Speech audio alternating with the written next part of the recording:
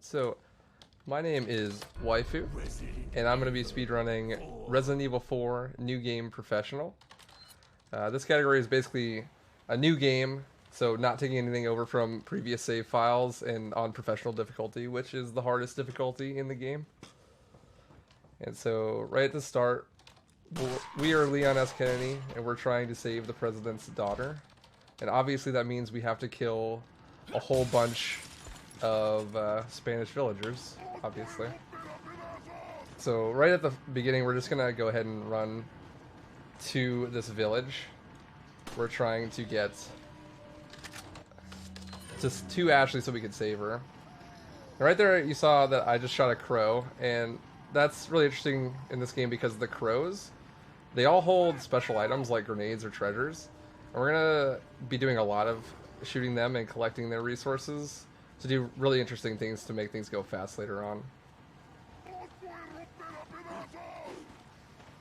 So we play on the professional difficulty because that's the hardest difficulty, and it doesn't have what is called difficulty adjustment. Difficulty adjustment is basically when you play worse, the game adjusts to your skill level. So if you get hit, enemies become easier and less aggressive. But since we're playing on pro, the game doesn't have any of that. And that means that the game is not going to go easy on us, and the enemies will be more predictable because of that. So here I'm doing the village strat. We're going to make this sequence end really fast. A lot of people don't know, but this sequence is actually based on kill count and timer. So you can actually wait it out, and it'll eventually end. But also if you kill, I believe it's 14 enemies, it'll all end at once. And we're going to do that by gathering groups of enemies together and killing them all at once with grenades. And the reason I shot that first dude... There we go, I did it. Perfect. The reason I shot that first dude from so far back and without alerting anyone else is because killing that guy from standing in a very specific position will trigger another wave of enemies to spawn that wouldn't normally spawn. So because of that, that second grenade is going to kill enough enemies to end the sequence. And that big, long sequence at the beginning of the game that most people would remember about this game is over in like 30 seconds. There's a couple sections of the game that work exactly the same way, but that is one of the most technical parts of the run, and it's right at the beginning. But yeah, like I said, we're playing on professional, so there is no difficulty adjustment. And that means that the enemies are going to be more consistent. So pretty much every room that we're going to go into is going to have a specific way the enemies will react, or a couple of patterns that they can react in. And that's going to make it so that we can go faster because we know and can prepare strats for exactly what's going to happen. There I just did some Indiana Jones cosplaying, running away from that boulder. There's actually a little bit of speed tech there. If you wait until the very last second to dodge the QTE, you can actually roll in front of the tree. It's called tree skip. Saves 1 whole second. Actually insane. Also, if you miss it, you die, so that's rip run. Probably not marathon safe. So that's chapter 1-1 over already. Now we're in a totally separate area, and we're going to meet our first merchant, but we're going to leave him alone for now. We don't really need anything he has. So this is one of those complicated sections where there's a couple different things that the enemies can do. We're gonna see here and hope that we don't end up with like 15 dudes on that bridge I just walked on. We shall see.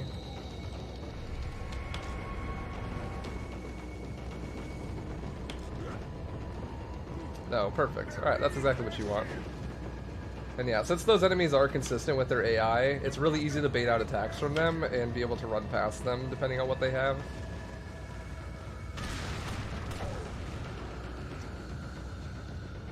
And we're gonna collect the second piece and then get the heck out of here.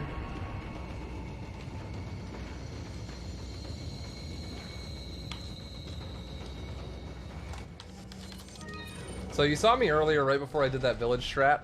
I did some crazy menuing, and that is because a lot of the optimization of this game is from the menuing. Thankfully, we don't really rely on any RNG drops. Nice point. That's a manipulation right there. We don't really rely on any RNG item drops or anything. We just stick to drops that we know are going to be there every single time. And that means that we can organize our inventory in a way where we know where every single thing in the run is going to land and know exactly where it is. But in order to set that up, I need to do some very specific menuing right at the beginning of the run.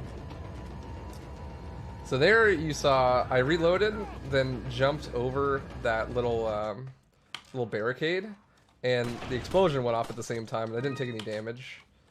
That's because pretty much all of Leon's canned animations, like his kicking, his suplexing, his jumping over stuff, jumping down stuff, opening doors, they all have invincibility frames.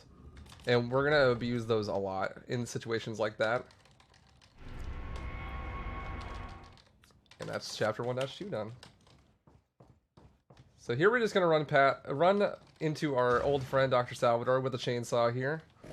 He's just here to help his neighbor cut down a tree or something. We're just going to walk right past him. He's not that scary. And we're going to hope here that at the end of this room we get good pattern. Let's see. Oh, that's the bad pattern. That's fine.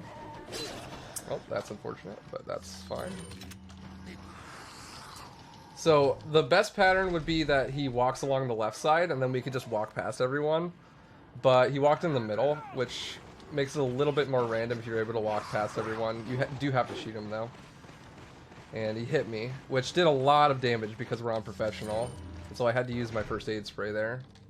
And because of that, I had to move another item so that it didn't destroy my entire inventory when that happened.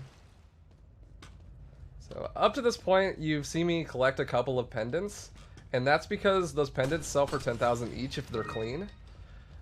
Specifically not if they're dirty.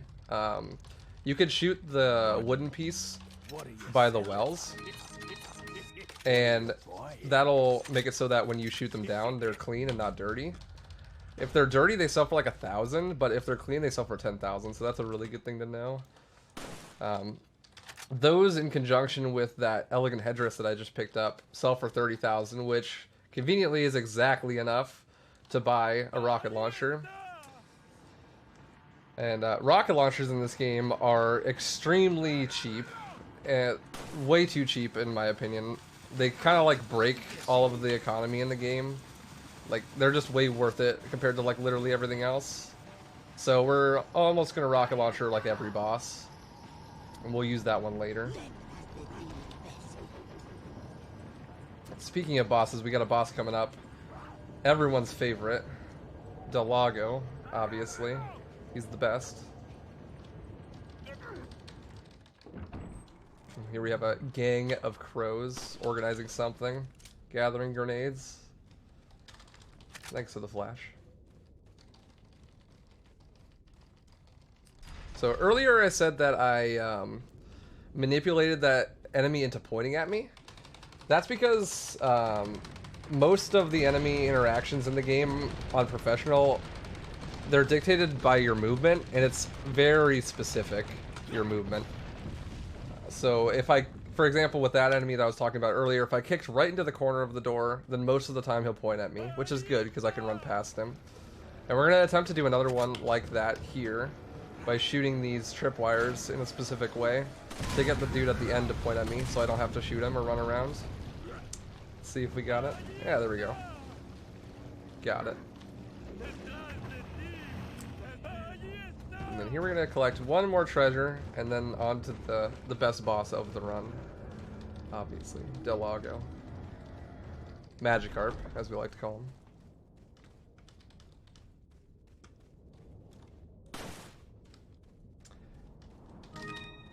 And I usually play on keyboard and mouse for this game, but specifically for Magikarp, I like to switch to controller just because I'm way more comfortable with it. And we will need a controller later on for one skip near the end of the game. But I personally prefer playing on mouse and keyboard. So this boss is pretty intricate. It's one of the harder things in the run to learn for sure. Delago has a couple of different patterns that he can give you. 3 more specifically. Early dive, late dive, and a no dive. They're progressively worse. Early dive is the worst possible pattern that you can get. It loses about 20 seconds over the best possible pattern. And then late dive is about 8 seconds slower than the fastest. So let's see what we get here. If he dives and goes underwater here, that's the worst. Hey, we got it good. And we're gonna skip his stun animation by holding right. He dies by 12 harpoons every time on professional. Wow, we got best possible RNG. That's awesome. So he's gonna die here in 2 more hits. Or maybe even 1 more hit, I wasn't counting. Yeah, 1 more hit. Perfect. Now, that was a perfect Ilaga. That is really good.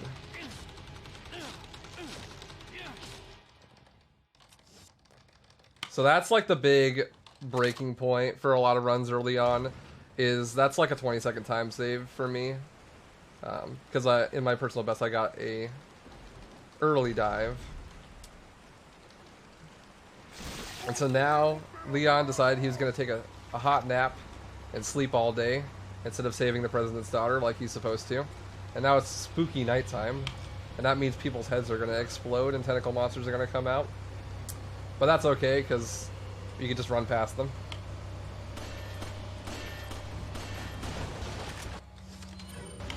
So here I did a little bit of shooting of those boxes, and then I switched to my rocket launcher. And that's because the next thing I'm going to use is my rocket launcher. So obviously it makes sense to switch to it. But also, rockets and nades and empty hands, you actually run 4.6% faster. So any point that you're going to be running a long distance without having to shoot anything, it's worth it to switch to one of those items just for the movement speed. It's minor, but it can actually save a lot of time if it's a big long run.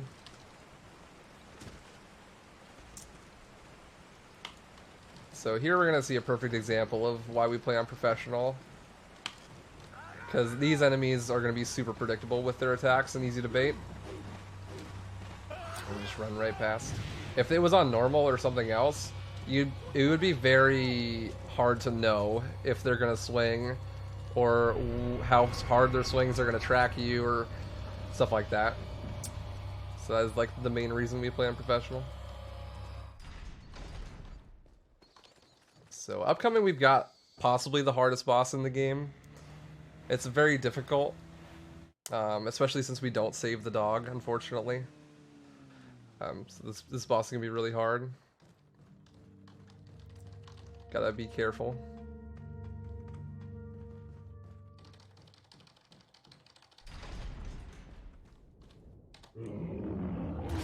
Okay, we did it. GG. Frame perfect. Rocket launcher. Obviously.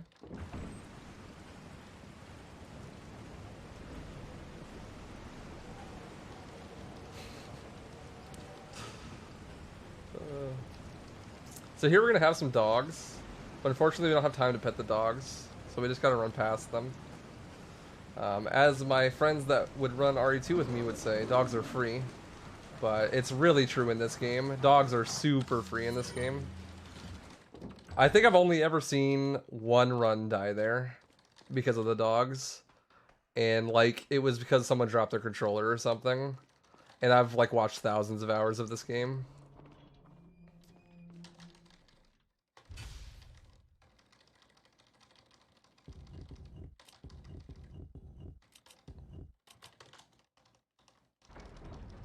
And now we're gonna go and commence the best escort mission in gaming history. It's crazy that RE4 is considered like one of the best games ever made to a lot of people, when you take into consideration that like at least 60% of the game is an escort mission. It's really a fantastic way to say a fantastic showcase of how escort missions should be done. Although, Ashley is still really annoying. Trying to tell me what to do and stuff. When we just met.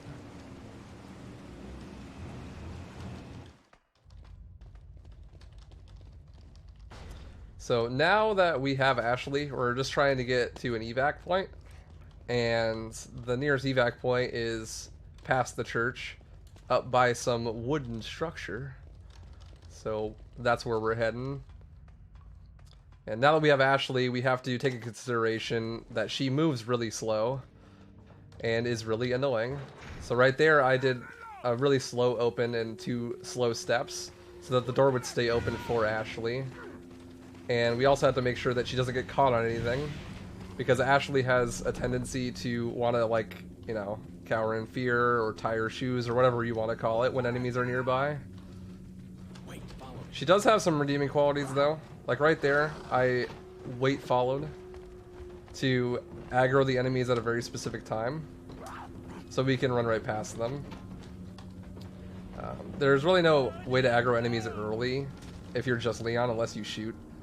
So that's a pretty useful way to do so. And we need her to open that door. So now we're gonna go to cabin, which is the most random and annoying part of the run. But it's got a good friend of ours, Lewis. Da! Are you trying to kill me? Use this. So cabin is a very complicated part of the run. It works very similarly to the first section of the game with the village on the kill count, where we need to kill a certain amount of enemies for the sequence to end. In this case it's 40 rather than 14, so it's a lot more enemies, but we came prepared. We are gonna knife Lewis and keep him from knocking enemies outside. We want to group all those enemies up together and kill them all at once with nades. Are you trying to kill me? Not me, them. He says some pretty funny stuff when you do it though. So this part's really RNG heavy because Lewis's kills also count on that timer, and he can crit enemies and it's instantly killing them one shot, and he can also pop plagas.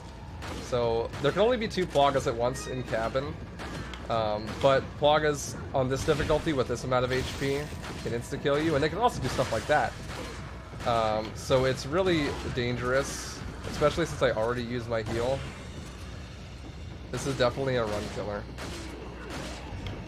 And also, Lewis likes to sit in the corner, and if he pops a plaga on himself and the plaga aggroes to him, he can easily stun lock himself in the corner, and then you're just left hanging dry. You gotta finish it by yourself, which you don't really have enough ammo for.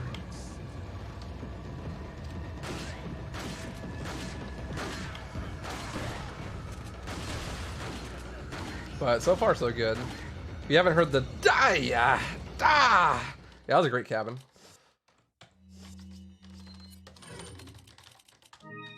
So ideally, I would have been able to keep my green herb there and combine it with the red and the yellow to make a red, yellow, green herb. And we're making that because we want to sell it to the merchant, because those sell for 10,000 as well, just like those things earlier that we sold. But unfortunately, I had to use that, and that's fine. There's a backup we can do for that.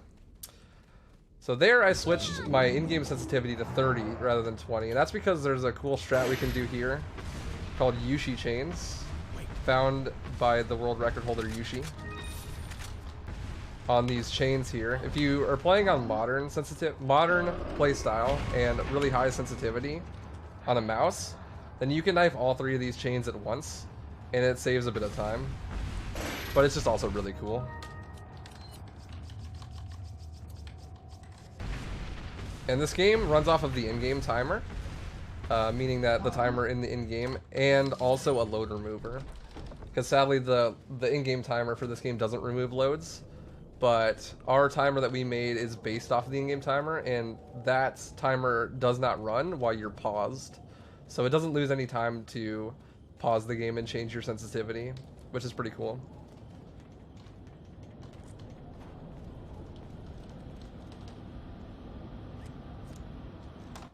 So here we're on the gondola, and we're going to see one of the things that Ashley does well, and that's being pretty cute with those fist bumps as we murder innocent civilians. Good job, Ashley.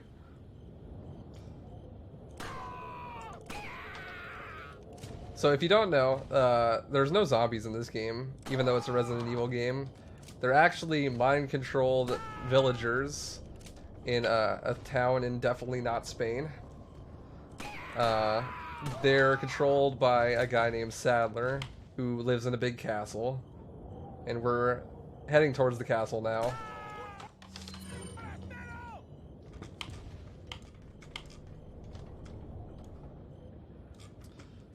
And so now we are just equipping some of those fire grenades that we were gathering up to this point so that we can use them on the big cheese, the middle upper guy in the cult here, who for some reason is weak to fire, even though he starts a fight with you and sets his barn on fire. And here's where we're going to see one of the differences between 30 and 60 frames per second. I'm currently running at 60 frames per second, but back in the day, this game used to be ran all the time at 30 frames a second. And one of the major differences that saves a bit of time here is that fire grenades on this boss in particular do more damage at 60 FPS. Not really sure why, but we can kill him in one less fire grenade, which is cool. So we're gonna do a setup here to kill him really fast. We're gonna fire nade him there, grab another nade, fire nade him again, one more time, and then let's try this again. My mouse messed up. Oops. That's fine. It's not a big time loss. It happens. One of the downsides of playing on keyboard and mouse, you can like accidentally set it a bit off, and then your instant setups will just not work. Here we go.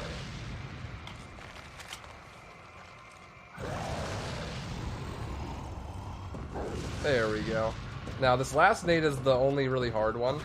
We have to hit it so that the actual nade itself and that explosive barrel on the side hit him at the same time. If only one of them hits him, he won't die. So it's really important that we hit that. Are you okay, Leon? Then we just Superman jump out of the window there and come to rescue Ashley. And we actually picked up his eyeball, which is the key to getting into the castle. So that's where we're headed next. Castle is where the run gets a little bit more action heavy. A lot of the rooms, there's like some really cool strats, and where our inventory is going to change entirely. At the moment, we just have the pistol and the shotgun, and occasionally a rocket launcher. But we're going to switch our inventory entirely when we get there. We're going to have a TMP and the sniper rifle.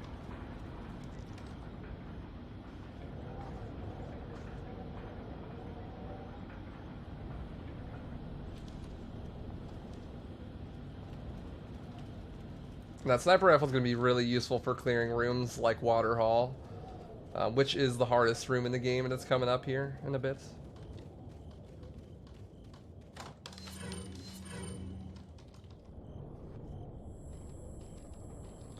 But first we gotta deal with this truck.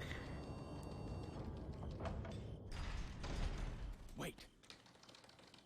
For some reason this game is obsessed with attacking with trucks. It happens like 4 times. But they're pretty easy to take care of. Especially if you're playing on mouse and keyboard. You can take it out in just one hit. And I'm gonna grab this money here just to be safe. Since I don't have that green herb. I like a green herb. Nice. That's good luck.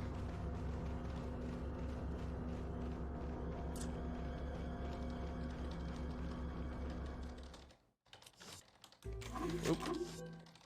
Wait. Welcome. Got some. What are you buying? What are you selling? What are you buying?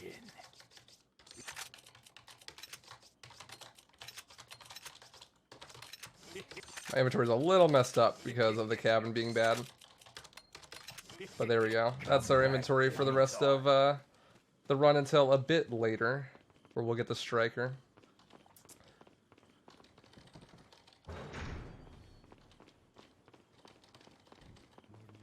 So like I said, the run gets a little bit more hectic at this point. We're going to be killing a lot more people when going through rooms and dealing with some harder enemies.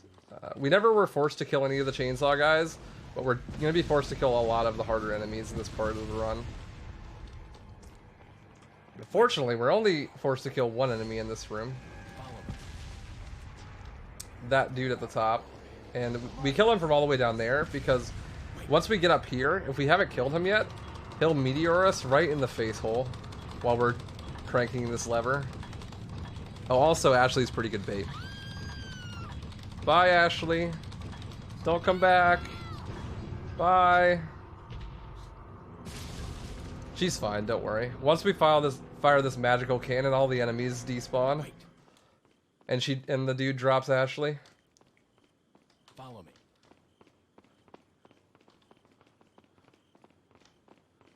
Oh look, it's the merchant again. How do you get over here? Wait. So I have a theory about the merchants. I'm pretty convinced that they're exactly like Nurse Joy from Pokemon.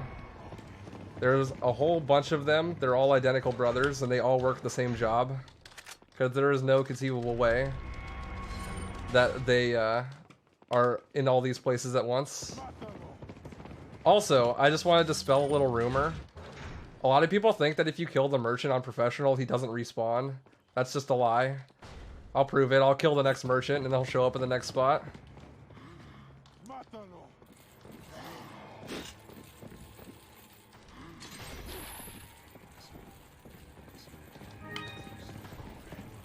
So here I used Ashley as a doorstop, one of her most useful moments in the run.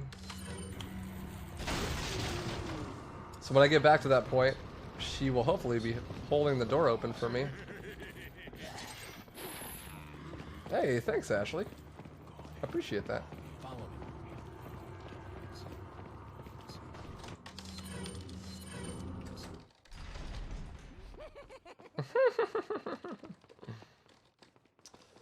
So there we met Salazar, or Salad Bar, but he's not important until much later. So here I'm going to set up Ashley for a cool little manipulation. I'm going to make her wait in a very specific spot so that when I come back later, some enemies are going to aggro onto me, and then I'll change their aggro to Ashley and then back to me, which will give me enough time to just run past them. Okay. Mom, get the camera. You ready for the MLG quickscopes? This is Garrador. He's blind. And his life was short-lived. Goodbye.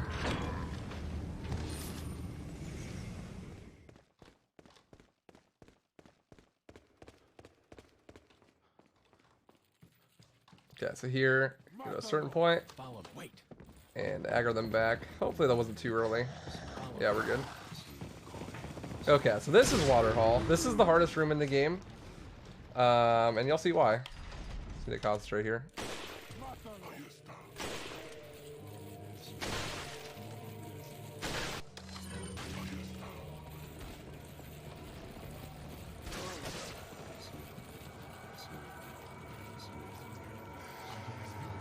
We need to press down on 2 pressure plates here at the bottom to open a crank that'll let down the bridge. And we also have to crank that crank. And killing everyone is like really slow. And if we kill too many enemies, we'll spawn a new group of shield guys that have an unskippable cutscene. So we're trying to avoid killing like pretty much anybody. Which is why we bought the TMP. It's really good for kneecapping people and just running past.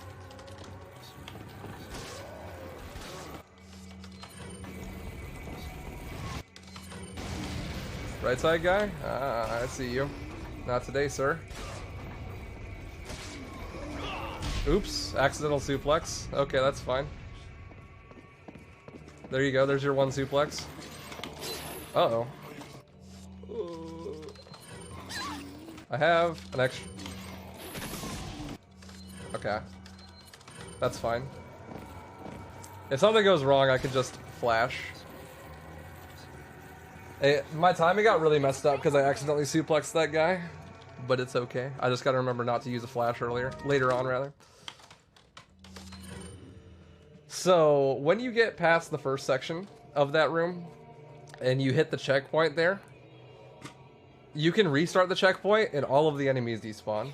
So there really is no point in killing them all. Also, nice lip sync, Ashley. And now it's time for the quick scopes again, as we defend Ashley.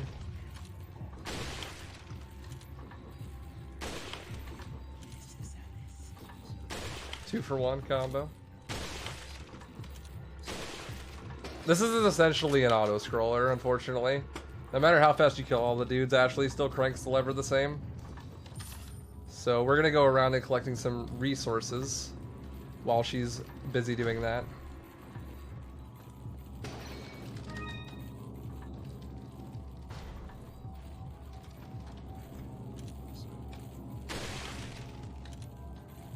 There's a couple preset dudes we have to shoot, but other than that, she's good to go.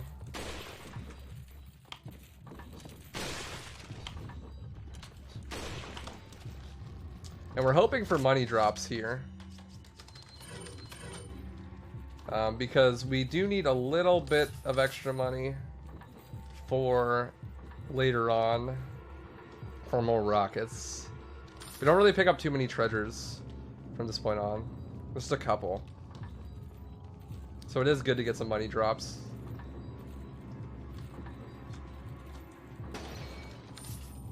$600. Gross. The highest money drop you can get in the game, I believe, is 9,900. But it's like super rare. More commonly, in the castle, you'll get like somewhere between like 1,000 and 3,000. But we don't bother picking up money in the village because it's almost always under 1,000, and that's just not worth the time to pick it up.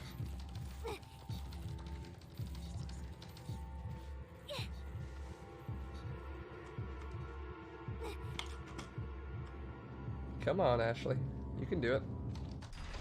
Hey, that's Water Hall. And thankfully, that's the last room for a while where we have Ashley. Ashley is now relegated to being a background prop for just a little bit. But that does not mean that the run is going to get easier. In fact, this is one of the worst parts of the run. Novistadors. These little buggers are fantastic. They're invisible, and they do a ton of damage, and they're RNG. So you have to pray that they don't destroy you. There is a little bit of manipulation I'm doing right now with the camera. They have an attack that they do. We call it getting kicked, and that's where the kick prompt shows up. If you ever see the kick prompt show up, you have to do it basically. There's almost no circumstances where you're able to outrun a kick. Oh, wow, best possible RNG. We like to call that Gentleman Novistador because he holds the door open for you. But yeah, if the reason I'm turning the camera is because they don't really tend to kick you or give you kicks if you're not looking at them. It's a classic Capcom game thing. It happens in Devil May Cry. It happens in other Resident Evil games. When enemies aren't on screen, they're less aggressive or won't do specific attacks. So that's why we look away when we're running past Novistadors. It's not because we're afraid, I swear. So I used the flash earlier in Water Hall, and because of that, I'm not able to skip this cutscene. But normally, if I didn't do that, I would throw a flash here, and then that would cause all of the enemies in this room to hit a sick dab. And because of that, the cutscene doesn't play, and it saves a bit of time. But it's only like 5 seconds or something, so it's not a huge deal.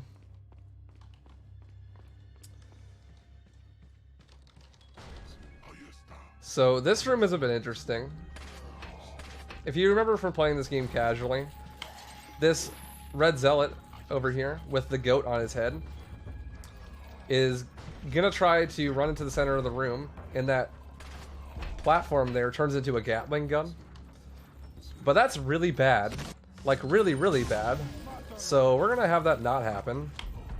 You can actually stun lock him and kill him with 3 sniper headshots, causing him to never... Oh. Causing him to never get on the Gatling gun. This is actually really hard, even with mouse and keyboard. I thought that third shot was gonna be a headshot, but I guess not. All good. It's much, much faster to reset checkpoint if that happens than it is to try to kill him on the Gatling gun, because he has some god tier tracking and will not let you shoot him because he has a shield in front of him. That was unfortunate. I thought that was gonna be a headshot, but I guess not. This is a 14-year-old game, by the way. Hitboxes are a little wonky. There we go. Got him. That's one of the harder strats in the run, especially since once he's running, he's a-going. He's out of there. He's sprinting full force.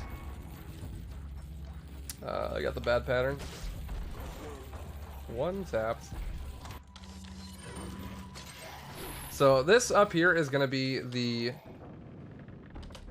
one of the worst rooms in the game when it comes to the randomness factor. There is a lot of stuff that can happen in this room.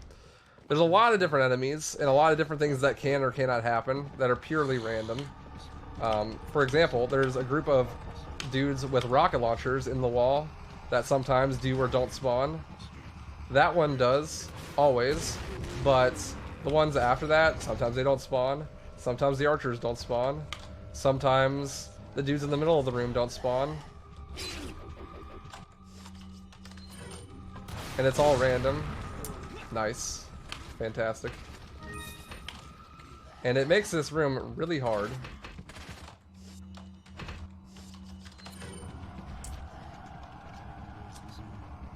Oh, they spawned.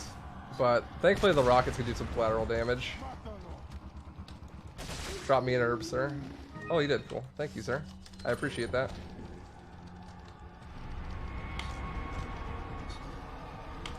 Don't mind me just coming through. Let's switch to the rocket real quick. That movement speed. Yeah, that was a really bad gallery, but it happens. Not much you can do about it. I believe there's a safety herb up here I can grab just in case. That's like out of the danger zone. The next couple sections are like pretty safe. Thankfully. Like I said, once you get into castle, the run gets a lot harder. There's a lot of stuff that can go really wrong and it's not always in your control.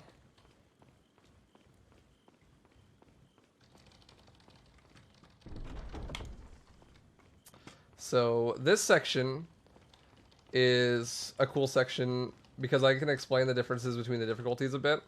So I already explained how difficulty adjustment works between professional and normal, but there's actually easy mode as well. This isn't on every version of the game.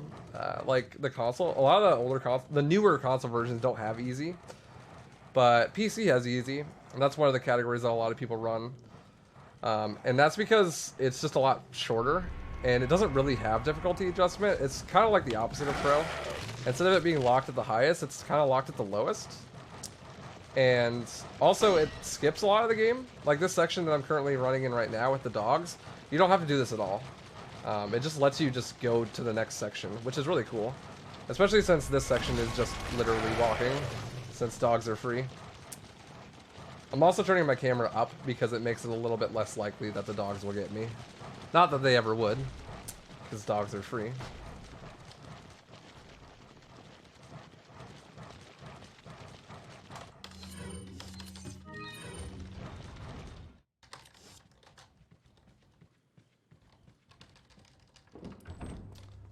Alright, so now we're going to come into a neat little section. This is the cage. It's home to a Garrador, so we gotta get out of their stat. Thankfully, we can shoot locks in this game to knock them off. And we're gonna do that, just get out of here real quick.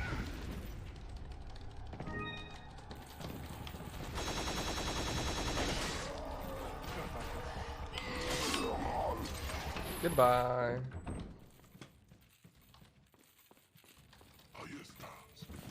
Now, you can skip that dog section on easy mode. You can also skip it in the GameCube version of the game.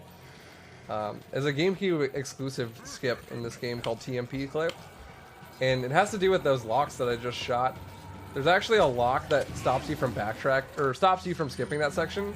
But you can shoot it off in backtrack as a little shortcut to get the Magnum revolver, the Broken Butterfly. And you can actually, if you have the stock with the TMP on the GameCube version, shoot through the door and break the lock from the other side and skip the dogs. It's really cool. So now, unfortunately, we're saving Ashley. She needs our help again. We're going to do a very precise nade throw to kill all of these enemies here. There's 2 waves that usually spawn here. The first wave with the red zealot, and then another wave that spawns after you kill a certain amount of enemies. But if you kill all of the enemies at once, then the second wave just doesn't spawn. So I have to make this grenade throw pretty solid. Sounds like I got it. Yep, I got it. Cool. So that saves a whole bunch of time, and a whole lot of sniper ammo that we can't afford to waste. So now we play as Ashley, which is a rather strange part of the run. It's very reminiscent of some classic RE games, or more like remaster. But just like Ashley does, we gotta crank some stuff.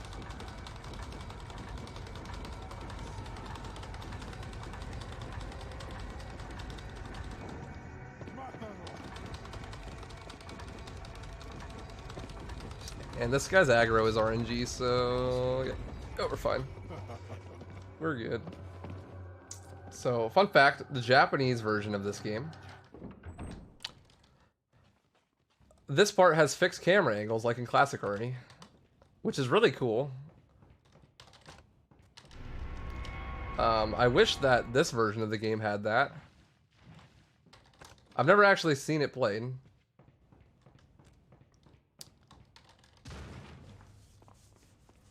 And Ashley can also suplex enemies in this area. That's a glitch in the GameCube version as well. I believe Japanese exclusive? I'm not entirely sure. So if you ever play this game casually, you'll know that this puzzle is the hardest puzzle in the game by far.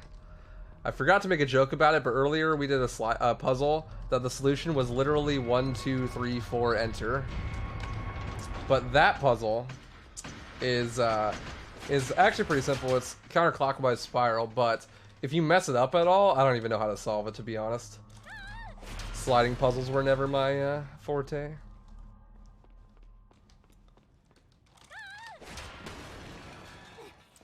I remember like messing it up as a kid and then like trying to look it up, and it's already messed up, so I couldn't solve it. And just spending like hours trying to figure it out.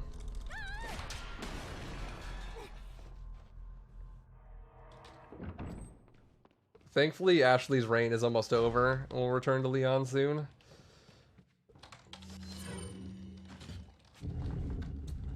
I mentioned earlier that there is some backtracking you can do to get the broken butterfly for free, as well as a rocket launcher. In this category, we don't do that because it's not necessary. But in another category that a lot of people run, including myself, no merchant, you actually do go back to backtrack that. In that category, it's the same as this category, except you don't use any of the merchants, which means like no sniper rifle or anything, just whatever you can find. That's a really interesting category as well. Wait here. So as soon as we get her, we instantly leave her, and we go to a section of the game that doesn't make any sense. The game has been pretty grounded up till this point, but now there's like lava everywhere and fire-breathing dragons.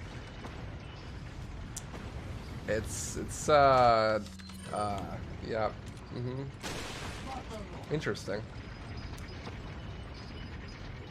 I think we were in and out real quick. We can just go ahead and snipe these chains to knock this guy off of his little dragon right there. I'm gonna get out of here.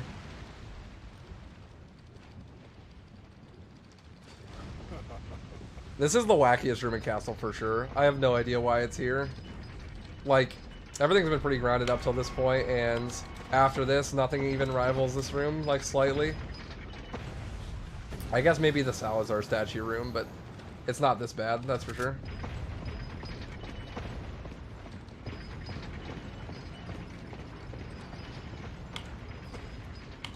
So I said we run on a very limited amount of rifle rounds. Luckily I got a little bit of good RNG and got 2 there that are extra. Normally if I was going for a PB attempt I wouldn't grab that because it might destroy my inventory a bit. But just to be safe I figured I'd grab it. We're going to end up sticking with the sniper rifle until we get to chapter 4-1, which is where we're going to get the striker.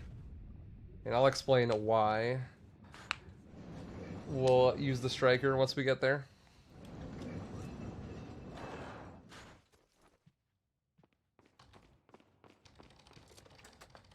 But unfortunately for now, we're stuck with Ashley.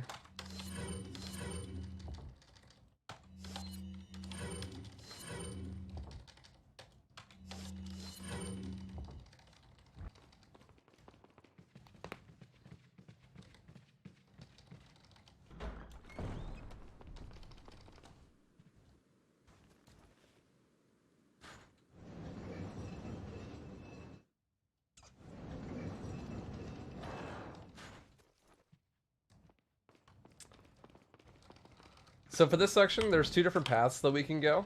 We have to do both of them to open the next area. But first we're going to do this section with a little bit of a slide puzzle. And there's a trap here that we're actually going to solve before we even enter the trap. If you shoot the soothing tiles before you go in the room, the cutscene will play and then the trap activates but instantly deactivates. And then that trap was just a red herring. There's another trap. There's these two dudes on this giant crank machine that were inside the wall for who knows how long. There's nothing else on the other side of the wall, just them. They have been cemented behind a wall with a giant death machine, just waiting for someone to come into this room for God knows how long. There's literally nothing else back there.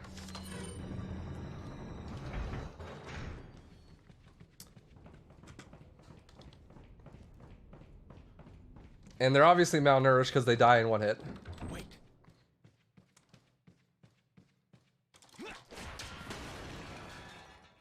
So here the knights are going to come back in full force. We're going to get our last little section of some sick quick scopes as we set up these knights.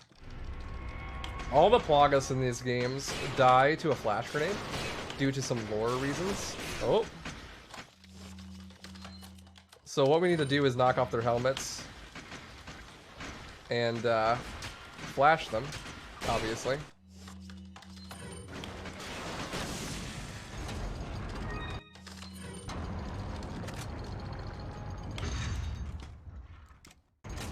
I over-flicked a bit there.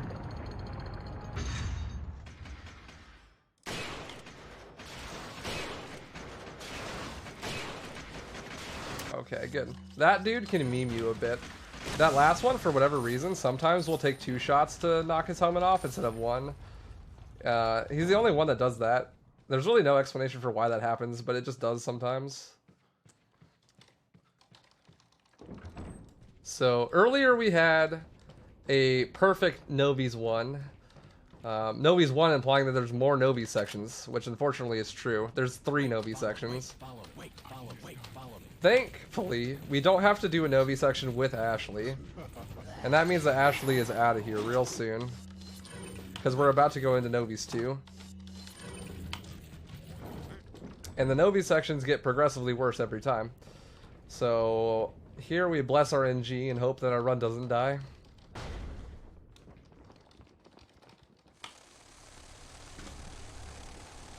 So that first part is like the hard part right there. We got lucky. A lot of the times they'll just instantly grab you. Like, you'll get released from the cutscene, start walking towards the lever, and then just instantly grabbed. Nothing you can do.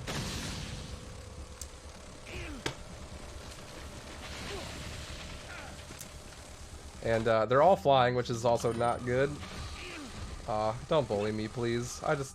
Sir, can I pass, please? Okay. Well, this is Novi's for you. That happens. This is a huge run killer. It happens all the time. Thankfully, it's not like a super ginormous time loss when you die. It all depends on like how early you reset, honestly. I thought we were gonna be good there, but they all just kept flying. If they land on the ground, then the stun grenade does a lot more stun to them. But since they're all flying, they're gonna be mean to me. Excuse me, sir. I got time to save. Okay. Marathon runs, right? We can do it, I believe. Okay, we're good. That's Novi's. That happens. I think we won't have to deal with Novies for at least another like 10 minutes or so. And they got rid of Dashley for us, so I guess it's a fair trade, right? One of them picked her up and flew off with her. Excuse me, guys. Just coming through. Don't bother me.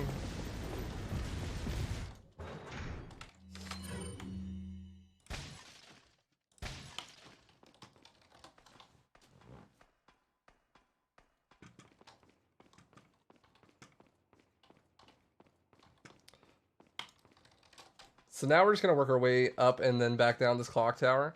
It controls a bridge at the bottom, and we need it to go to the next area so we can get the heck out of here. But we're very close to the point of the run where we get the striker. And the striker is going to totally change the run and make it really interesting in a totally different way than it has been so far. But we're going to pray that we don't get destroyed by these archers. These guys can like totally annihilate you. I think the record I've seen before is someone got hit 7 times in a row, wasting all of their heals. It's called getting Kuba'd now. But we were good.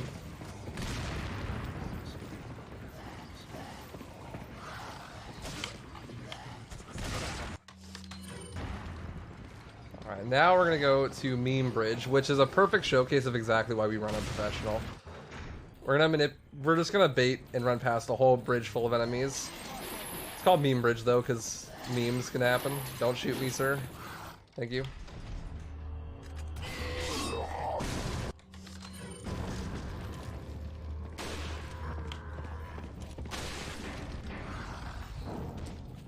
Nice room. Alright, we're about to get the striker. It's about to be pretty pog. No! Leon! So that QTE is actually the only QTE in the game that I believe to be the only QTE in the game that is the same every time. Usually they're random. We're gonna sell the rifle. Is that old stranger? Is that old stranger? What are you selling? Menuing. Thank you. We're gonna sell the rifle, sell a bunch of treasures, and buy the striker. And if you've never seen a run of this game, you might be confused, like why would you just buy a random shotgun? That's because the striker has a glitch exclusive to it called the Ditman Glitch, which I'm doing right now. This glitch is really cool. It makes the run a lot faster, as you can see. All of your animations are sped up by like 1.5 times. And the way you do this is when you aim with the striker, if you interrupt your aiming animation and switch to any other weapon, for some reason all of your animations are faster. My only guess as to why this is the case is maybe that the original animation for the striker, for the aiming, is really slow, and they give you a speed up property for some reason instead of just reanimating it. Nice. That's the hardest skip in the game, by the way. And I did it twice. Easy clap. That's called Verdugo QTE skip. Basically, since I have Ditman, I can actually skip the QTEs if I do very precise movements and dot. Okay. Don't kill me, sir. I've never seen that happen before. But yeah, that's like the hardest trick in the game. You have to do some very precise movements and dodge the QTEs. So, as you saw, I got hit there, and also I lost the Ditman Glitch, and that's because there's a couple ways to lose the Ditman Glitch. If you get hit, if you heal, if you aim with the striker, those all lose Ditman. Some cutscenes also make you lose Ditman, and kicking doors makes you lose Ditman. So there's some instances where you're just going to lose it no matter what, and that can lose a lot of time if you get like hit or something. But pretty much from here on out, it's worth it to just Ditman in every single room, because you just run faster, and all your animations are faster. So this next section here, we're going to show off the powers of the rocket launcher. It's not good only for bosses, it's also good for other things.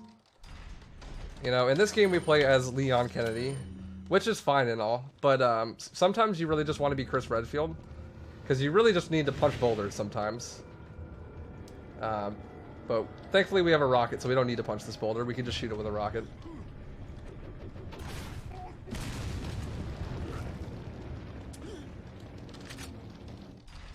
So that skips a whole lot of section where you have to like call down a minecart that has some TNT in it and then go power some stuff and then grab the TNT and blow up the rocket. It's really slow.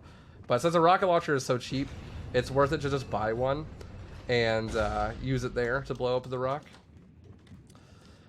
So I said that Ditman increases all of your animation speeds, and I meant all of them.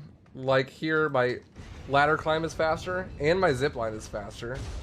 And since the zip line actually works like a real zip line, when you are going on it, if your animation's faster, you'll just keep going.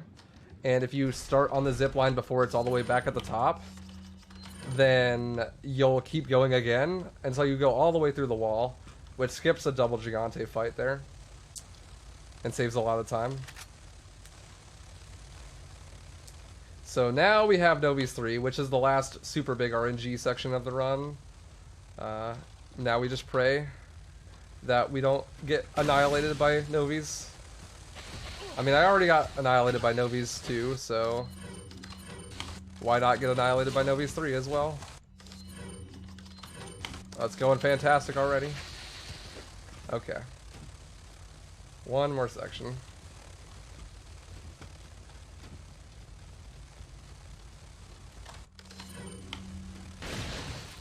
That was okay. That was kind of bad RNG. Okay. Let's see. Moment of truth. Conga line? No? Everyone's late. They're late to the party. Okay, there's the conga line. Alright, cool. That was pretty decent. It could have been a lot worse.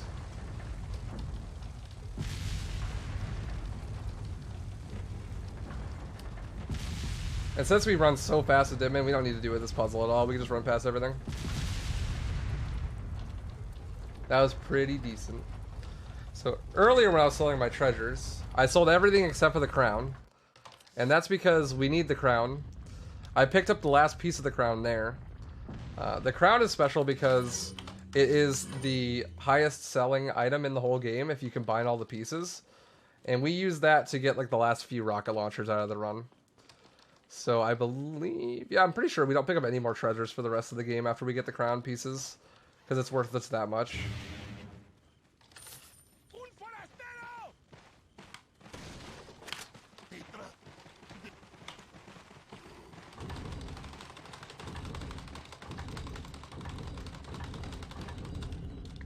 Sometimes you can beat these enemies and just be so fast that you don't need to shoot them here, but it's a bit random. So here, I'm gonna pray that I don't miss this grenade. For some reason, this grenade is really precise. There's a door here, and the objective is to blow up the door with this grenade. Because if you kick a door, remember, you lose Ditman. And I missed, so I gotta shoot it. Yeah, for some reason that door is made of like titanium instead of its textures, which clearly show that it's a flimsy wooden door. So it's really hard to break, but that's fine. Not a big deal. Yeah, so here I'm gonna combine the crown so that we can sell it later for the big bucks. And upcoming, we're gonna do another skip that requires Ditman. Or the fast version of this skip requires Ditman. You might remember if you've played this game that soon we're gonna come to a big long auto-scroller called Minecart, where you ride on a minecart. That's slow, so we're gonna not do that. So what I'm gonna do is Ditman to the TMP specifically and drop down in a very specific spot, and bam, we're out of bounds. And we're just gonna run to the end. So I'm not sure exactly how that version works, but there is a ton of different ways to do this skip.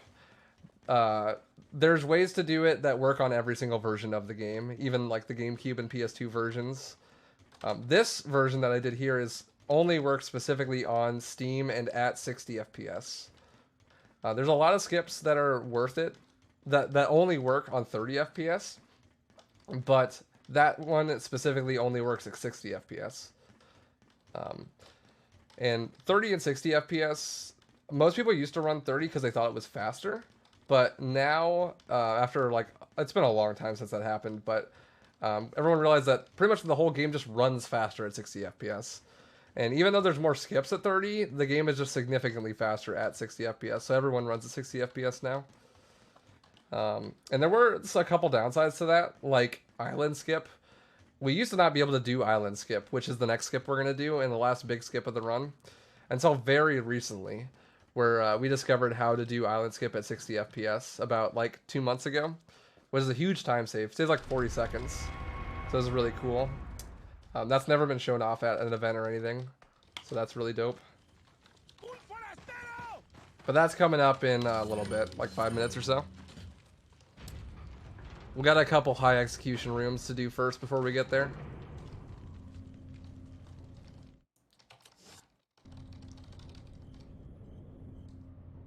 So this is that goofy room that I was talking about earlier. The one that kind of rivals the lava room.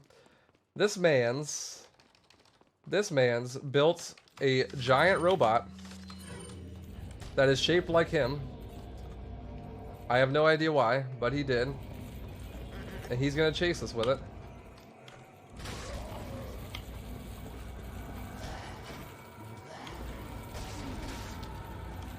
So there's a glitch that can occur here actually. It's hard to do, and if you do it, your run's pretty rip.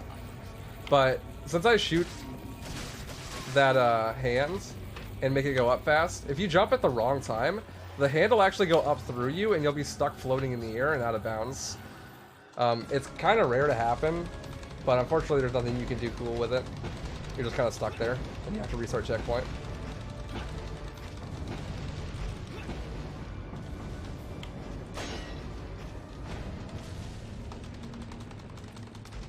So yeah, we're just gonna QTE run away from him, and unfortunately at 60 FPS, the QTEs are kind of bugged sometimes, and no matter how fast you mash here, you'll just die.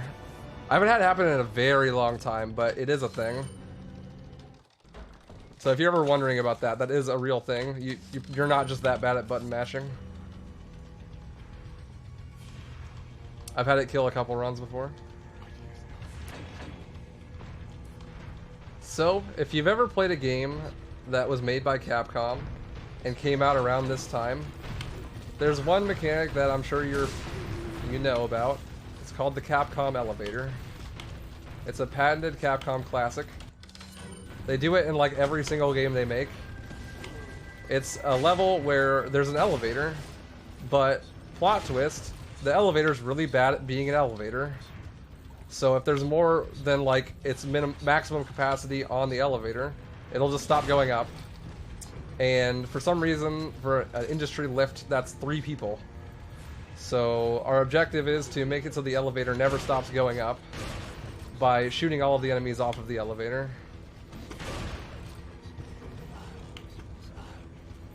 Before it stops. And this is one of the more technical strats in the run. Oh, I messed up. No! Rip elevator. That's fine. I went for the slightly newer version of the strat, which is a bit harder. This guy's always gonna pop that.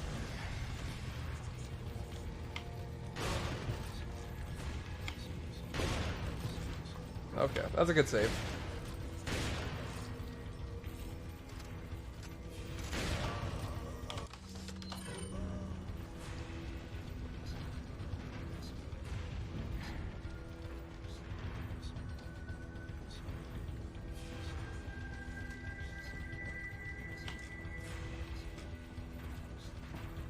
So up next we're gonna fight Salazar. Salazar has a cool little skip on him too, but unfortunately we're not gonna be able to do that because it's a 30 FPS exclusive trick. You can actually clip out of bounds and just run right past him.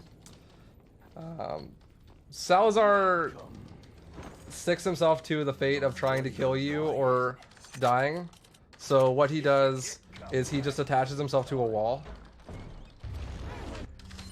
and turns into a giant monster. And you would think that killing him is kind of cruel, but if you skip him, it's a much crueler fate because he just gets stuck to the wall forever. Doomed to sit stuck to a wall till the end of time, or he finally dies of starvation or something because you don't kill him. But we're merciful, so we don't kill him in this category. There used to be a category that people would run called save and quit, where at this point in the game you would save and then go to the main menu, switch to 30 FPS, do Salazar skip, and then do island skip, because that's coming up next. But since we found island skip that works at 60 FPS, that is no longer a thing that's viable, because it's just not faster anymore. Which is really cool, because that was kind of a meme.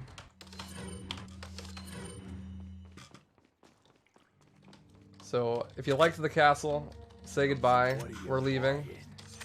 But we're going to make sure to stock up on rocket launchers first, of course. And we're going to go to the new skip now. So this is going to be island skip. This is like really new. This is like 2 months old. It's a really cool skip. Basically, we're going to climb up out of bounds and then use a QTE that a lot of people don't even know existed. To be honest, I didn't even know this QTE existed, to clip us back in bounds by zipping us through the ceiling. So apparently if you kill all of the enemies in the room previous to this, that QTE appears. I did not know that. It's been a long time since I've killed every enemy in that room.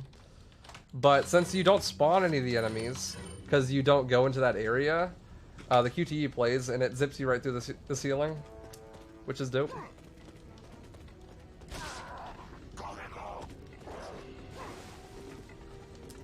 So that was a big game changer. It got rid of a whole category, essentially. Save and quit's not a thing that needs to be a thing anymore, because that just saves more time. And that is also, that skip right there, it's crazy that it took us so long to find it, because it works on every version of the game, that same exact way, and you don't even need Ditman to do it. So it also works on other categories like no merchant as well, which is really cool. Unfortunately, though, it doesn't work on Separate Ways or Assignment Ada. I forget which one. The one where you're there as Ada. Leon!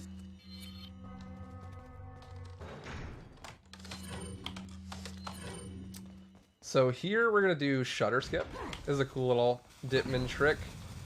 These guys are sitting in there throwing dynamite at us, and we're just going to run right under the door later.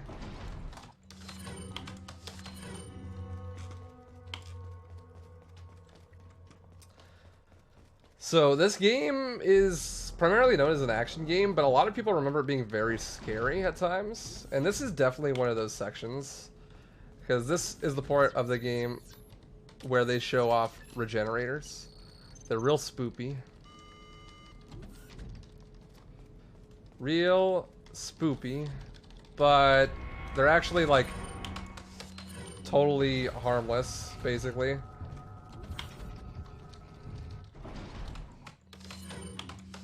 The only thing that's scary about them is their inconsistencies with their attacks. You want the dunk. There you go. Thank you, sir. Coming through. Excuse me.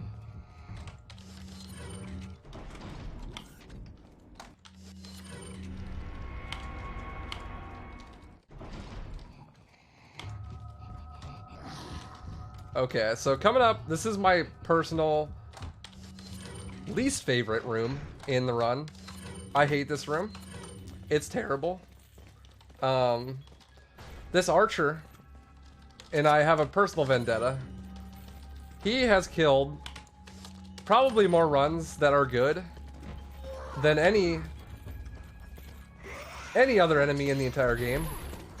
He's killed probably 2 no merchant professional world records. Many new game pro world many new game pro PBs. Basically just because when he shoots is totally random, and If he decides to shoot early, then there's really nothing you can do. You're just kind of out of luck. You lose your Ditman, you have to heal, you have to re-Ditman, then the whole room's messed up. It's just terrible. So rip this dude's whole life.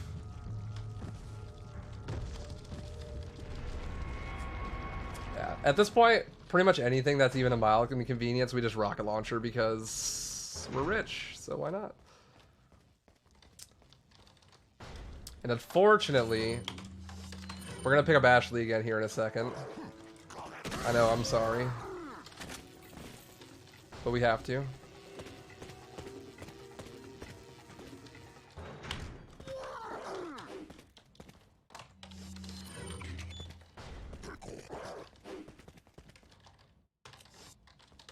Hey, at least she's fully healed this time. Usually she gets hurt and then I forget to heal her and then I get here and I'm like, oh, she's hurt. What a throw. Professional quarterback, Leon S. Kennedy. This guy got flashed. Alright.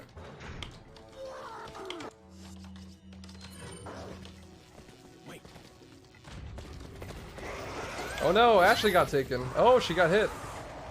Oh my goodness. Ashley, no. Oh, I can't leave her behind. Oh no. Later. Oh look, she's here. What is that thing?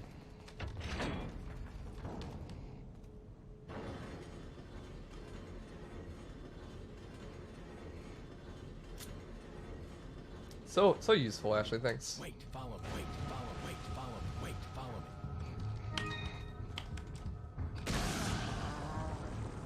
me. I react the same exact way when I see sunlight. That's why I stream overnights.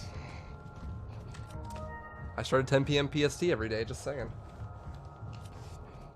So this is the part of the run where I'm gonna need to switch to a controller. Because for this... Oh, I told her to wait.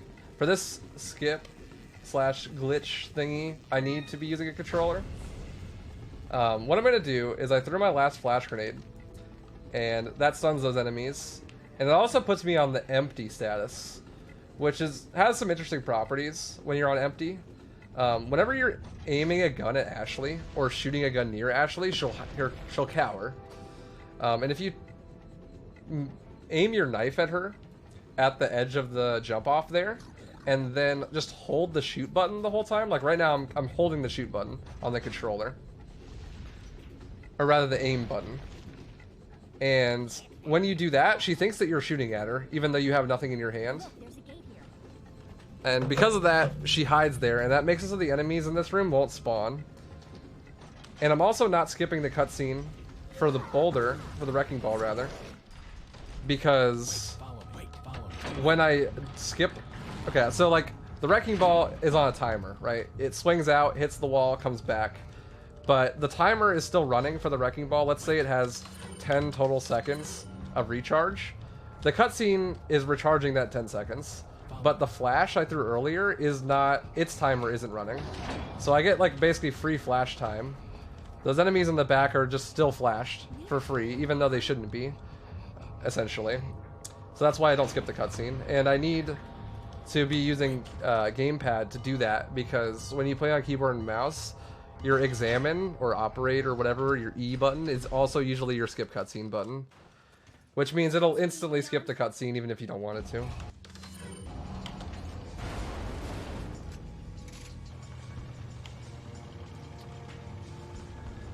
So now Ashley's gonna drive a construction vehicle.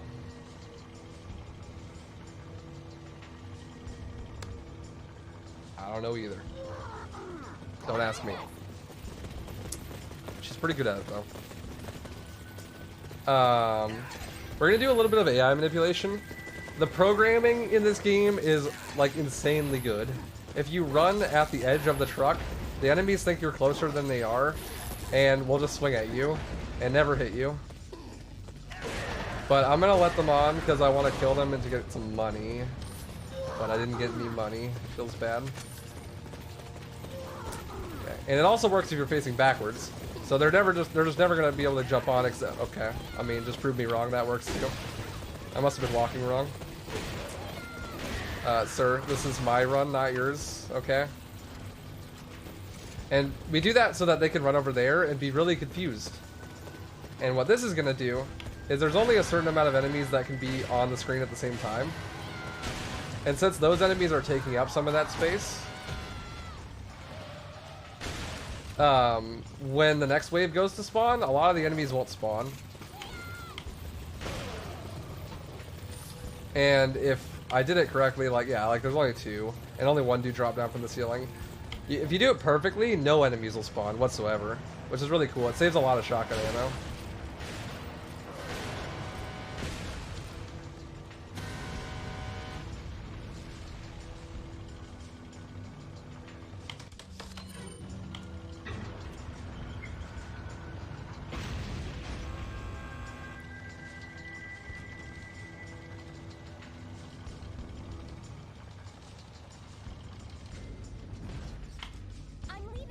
Oh, thanks, Ashley. It's almost like the whole rest of the game.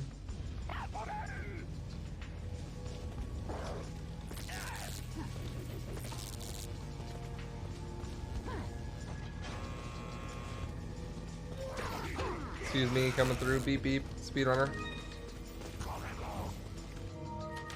So here, like a water hall, if you restart the checkpoint, all the enemies despawn. But if you restart the checkpoint before you hit the ground, then you'll spawn at the beginning again. I've done that before. That's fun. So this part of the run is a little bit scary sometimes. Because Ashley can die. And if you do, you have to restart this whole auto-scroller. And at the beginning of this section, none of the enemies were going to spawn Plagas, but now they can. It's random if they do or not. But it's really bad if they do. So we're gonna pray that they don't.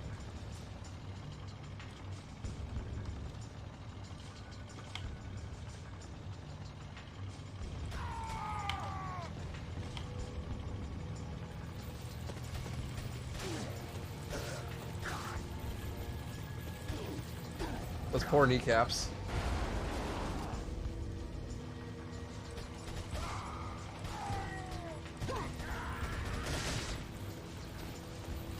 Okay, now we pray for no Plagas. Hi there. I said no Plagas, as in the opposite of Plagas. Thank you.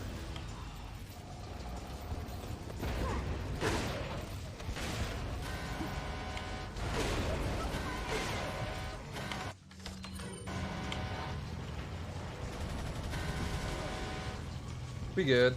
So it's very important that you don't have Plagas on the truck while that happens, because this cutscene where you go through the wall, the Plagas could still kill you and Ashley while that's happening. And if they do, the checkpoint is at the beginning of the auto-scroller. So that's really bad. And you can't even move while that's happening. So it's very important that there's no one on the truck while you're there. And yay, Ashley's gone again. Nice.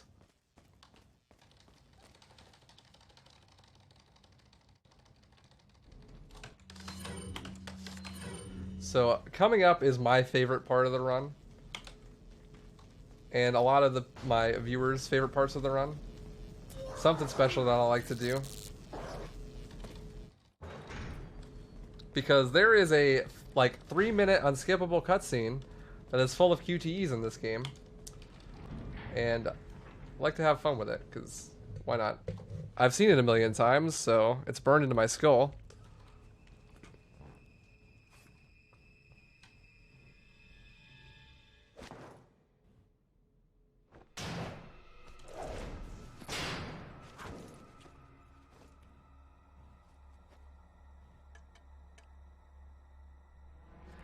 Been a long time, comrade.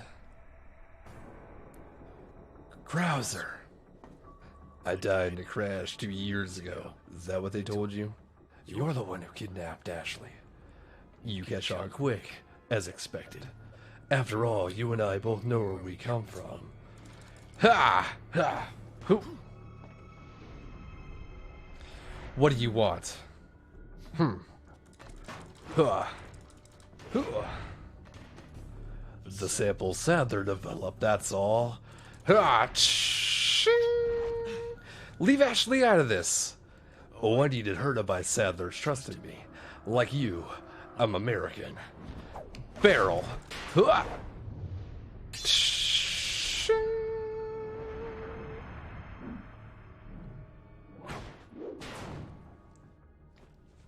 You got her involved just for that? Ha! Ting, ting, ting, ting, ting. Ha!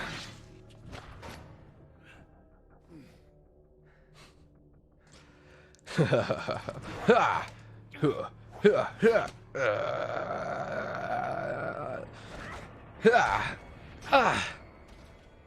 Ha! All for Umbrella's sake. Umbrella? Almost let it slip. Enough talk. Die, comrade.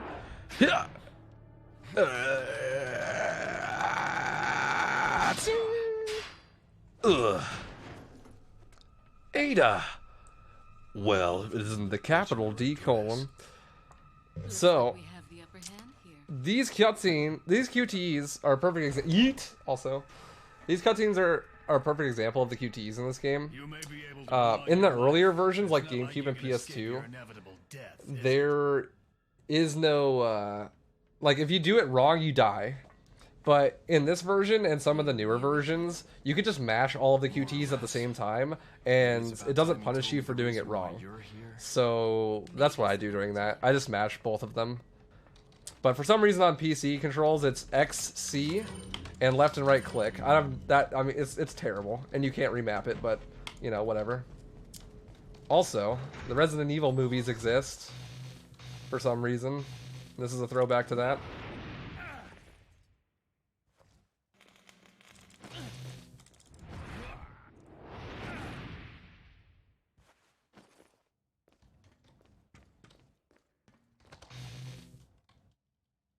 Because, you know, the game isn't absurd enough yet.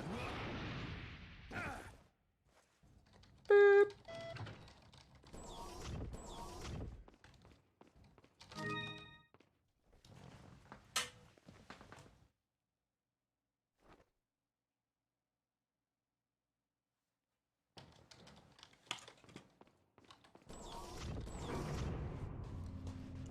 It's no time to be sitting around. Too easy.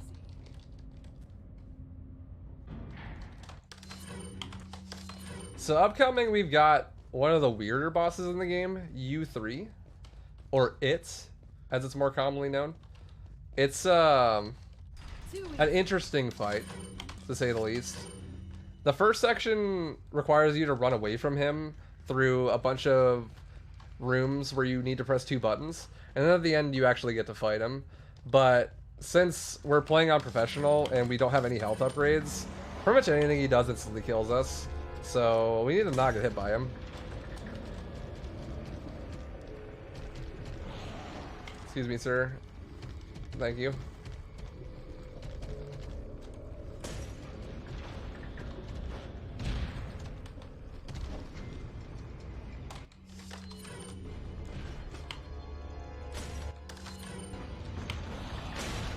Dang. I was hoping to manipulate him, but I ran out of shotgun ammo. So if you do enough damage to him, he'll jump into the ceiling. He did anyways, which is nice of him. But he'll jump into the ceiling like... Oh. Okay, that was close. He'll jump into the ceiling consistently every time, and make it so you can just run past here. And here we're going to do a little skip. If you throw a grenade into that corner, it'll actually hit the light on the other side, and skips you having to do this section the long way. You can just go right to the end then. And then we get to fight him, which, I mean, you know how boss fights go in this game by now, right? You rocket launcher him. You rocket launcher him. You rocket launcher him. Oh wait, he's not dead. And a knife shot. There you go. Oops. I think this is the only boss in the game that you rocket and doesn't die instantly. Oh, no, that's not true. The final boss, too.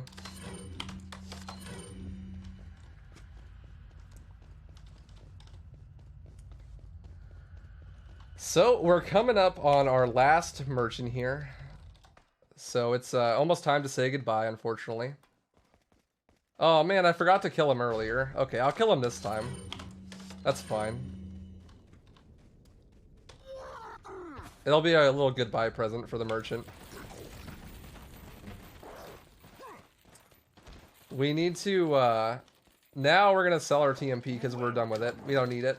We're gonna buy the Killer 7, which is a really cool gun. It's just your basic, Magnum, but it's actually a really cool reference to a Suda 51 game of the same name.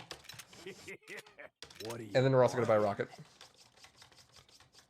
Always, you gotta buy the rockets.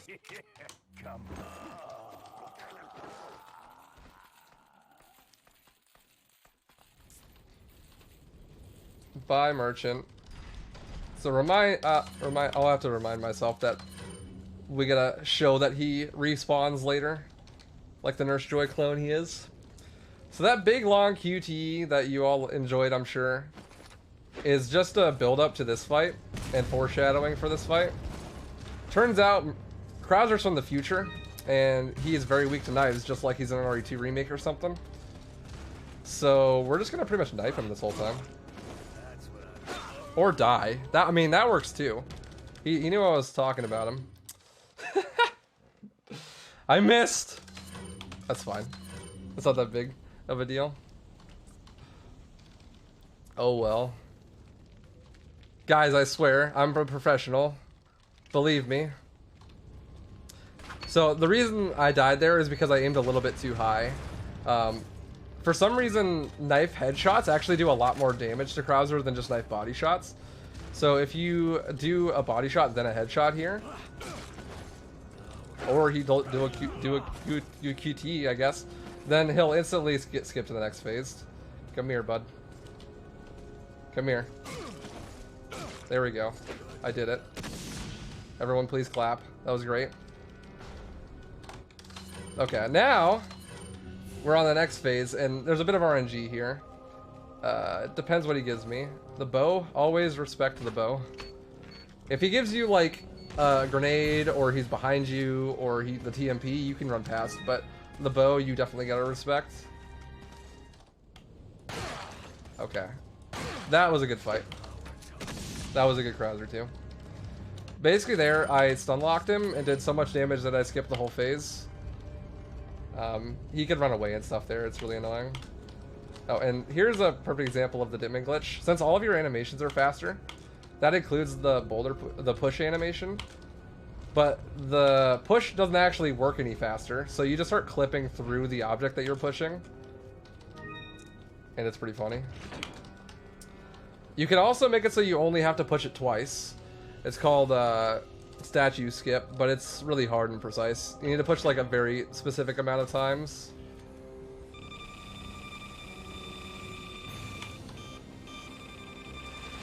What is it that you fight for, comrade? The donations, I suppose.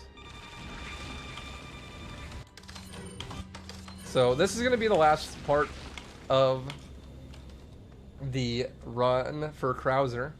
We're going to have to put him out of his misery here. And I said that he's weak to knives, and I'm going to try to show off a cool strat here. Prepare for your death, Leon. It's called Ditman Krauser. We're going to bully him a little bit. Lock him in the corner. Or I'll die, you know. Are you noticing a trend here? Man. Feels good, man. This strat's really hard. Basically what I'm trying to do is to lock him into the corner by just knifing him in the face over and over again. But the timing is kind of tight and the spacing is really important.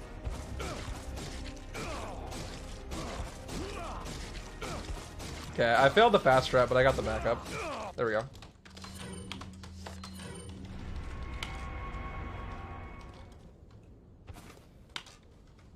Oh, well. Yeah, it's a really cool fight when done correctly. So now we're in the very, very end game. We're in 5-4. 5-4 is the last big run killer. It's very RNG heavy. There's a lot of randomness going on because the whole planet is trying to kill you with Gatling guns and archers. It's fantastic. And you have a buddy of yours, Mike. He's a cool dude. He's gonna help us out here. And getting hit here is just pretty much random. It's awesome. There's a reason we have like 1 million heals, because we usually get hit here a lot.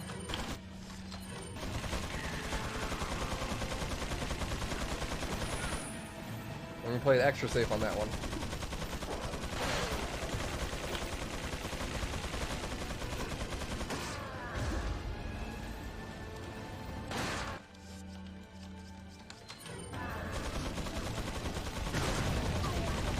So our homie Mike is helping us out, like I said. But Mike is like really strict. He wants us to perform at our best. So if we die or restart checkpoint, he decides that it's going to be a learning experience for us, and that we are going to get out of the situation that we put ourselves into on our own. So he decides that he's going to stop helping us entirely. And also, an archer shows up and makes this section like way harder. So let's not die.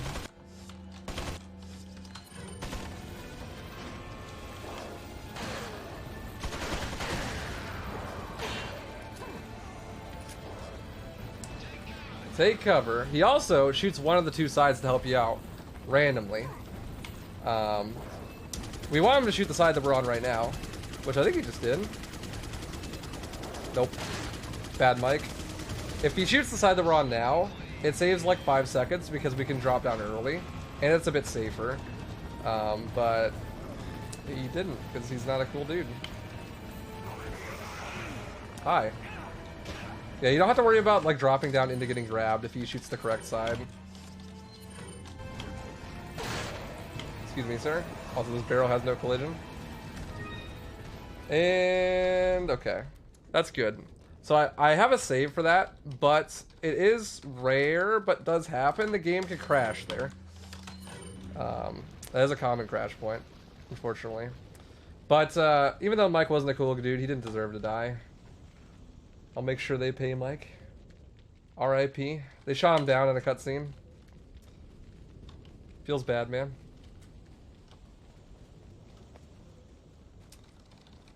F in chat for Mike. So with that being said, there's only one room left that's actually difficult, and then we have the final boss and we're done. So let's see how that room goes. It's called War Room. It's not nearly as bad as that first 5-4 room, but it can definitely end some runs. The main problem at this point in the game is that every attack that hits you just does so much damage, and the fact that it makes you lose Ditman just loses a whole bunch of time. There's a reason why we stack up so many heals to this point in the game. So there's going to be a dude here. We call him Red Hat Guy, because he wears a red hat, and he's holding the key card. And sometimes he likes to run away like that. I knew it would happen, because everything's been going wrong. Usually he runs straight at you, but sometimes he'll just yeet out of there and just run away. Don't kill me, please.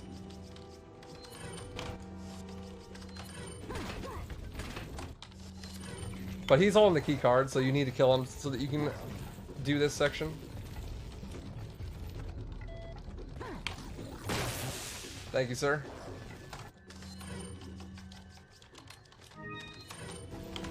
This is endgame for you.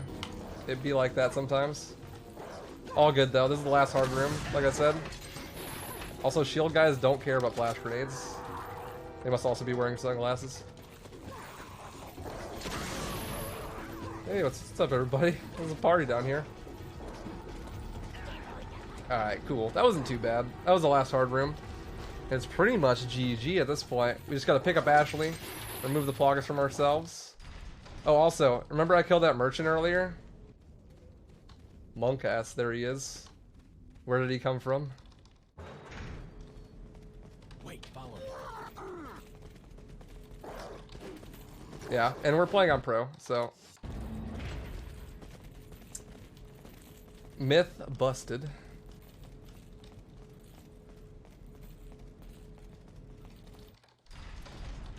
So we just got the final boss left. And in classic RE fashion, we're gonna rocket launcher him in the face. That's how every final boss ends. But this boss is special. We get to rocket launcher him in the face, not once, but twice. That rocket does enough damage to trigger Ada, giving us the special rocket. And then we just yeet him with the special rocket. And this one is like really pretty much impossible to miss. If he's anywhere on the screen when you shoot it, he just dies. It doesn't even like check where the rocket goes.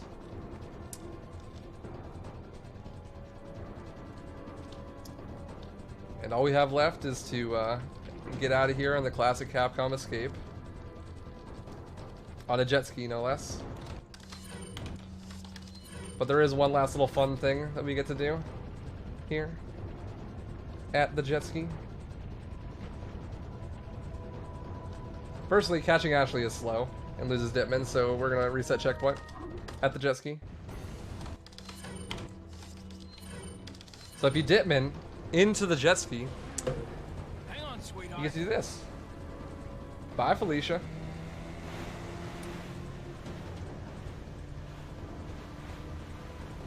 And also, not a lot of people know, if you're playing on a controller and you hold the triggers in when you go off these jumps, you get to do sick flips.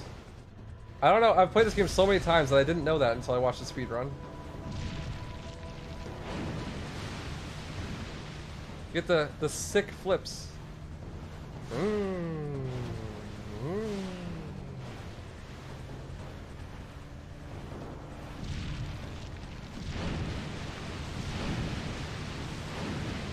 And that's GG.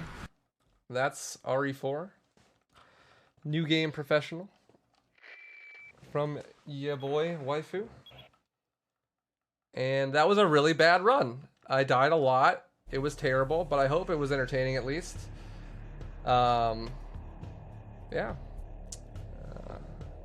Thanks to 136. Thanks for watching. Appreciate that.